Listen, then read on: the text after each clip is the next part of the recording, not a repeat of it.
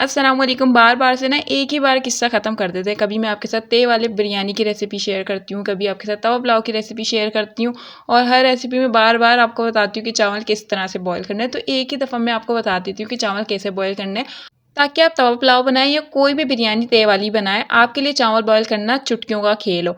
अक्सर आप तवे वाली बिरयानी बनाते हैं, कोई भी ऐसी रेसिपी ट्राई करते हैं जिसमें आप चावल पहले से बॉयल करते हैं। अक्सर आपके साथ ऐसा होता है, आपके चावल ज़्यादा हप्पा हो जाते हैं या फिर कच्चे रह जाते हैं या फिर फीके रह जाते हैं। तो इन सारे मसलों का सॉल्यूशन मैं इसी रेसिपी में आपके साथ शेयर कर दूँगी कि किस तरह से आपके चावल में फीकापन बिल्कुल भी नहीं रहेगा, टेस्ट बिल्कुल सही रहेगा नमक का, गरम मसालों का, और चिपकेंगे भी नहीं, कच्चे भी नहीं रहेंगे, बिल्कुल परफेक्ट पके हुए होंगे। तो चलिए जल्दी से रेसिपी स्टार्ट करते हैं, इससे पहले हदीस देख लेते हैं।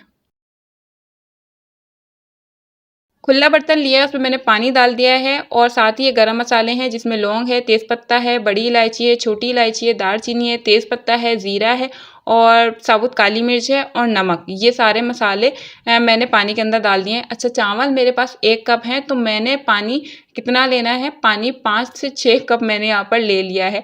फ्लेम मैंने ऑन कर दी है। इन मसालों का फ्लेवर अच्छे से इन पानी में आने देंगे और साथ ही हाँ, ऑयल भी ज़रूर डालिएगा। इससे क्या होगा कि हमारे चावल खिले-खिले बनेंगे। लेमन जूस अगर आप डालना चाहें तो आपकी मर्ज़ी है, लेकिन मैंने नहीं डाला।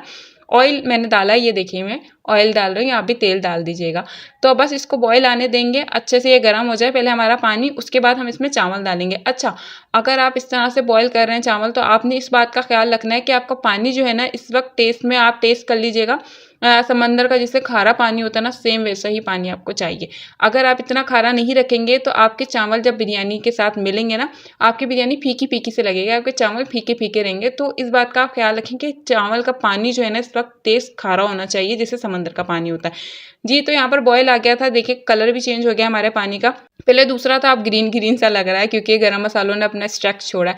तो ये मैंने बासमती राइस ली है, इसको मैंने 2 घंटे पहले भिगोने के लिए रख दिया था। चावल डालने से पहले तो पानी को अच्छे से खौलाया, पकाया इन मसालों के साथ, लेकिन जब आप चावल डालने लगे तो आपने इस बात का ख़्याल रखना है कि पानी उस वक़्त उबलना नहीं चाहिए। उबलता है ना, बबल्स आते हैं, वैसे नहीं आने चाहिए। पहले थोड़ा इसको कूल डाउन करें पानी को, उसके बाद चावल डाल लें। जब चावल डाल लें तो उसके बाद 2 मिनट और हाई फ्लेम पे इसको पकाएँ। ये देखिए चावल अब पानी के साथ फिर से उबल रहा है ना, बस इसी तरह से 2 मिनट आपने चावल को उबालना है इसी हाई फ्लेम पे। इसके बाद आप मीडियम से थोड़ा-सा हाई फ्लेम पे आप चावल को बॉयल कर लें।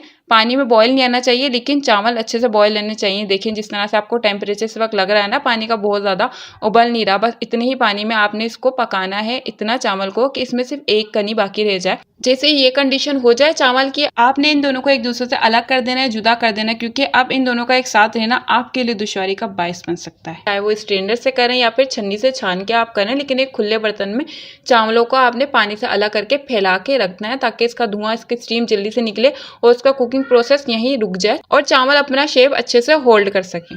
चावलों में से तेज़ पत्ता आप निकाल दीजिएगा, बाकी के जो गरम मसाले उसको रहने दीजिएगा। वो आपको बिल्कुल भी तंग नहीं करेंगे, ना ही बिरयानी में, ना ही तवा पुलाव में बिल्कुल भी परेशान नहीं करेंगे। बस तेज़ पत्ते को आपने निकाल देना है, क्योंकि इसका जितना भी स्टैक है वो निकल चुका है।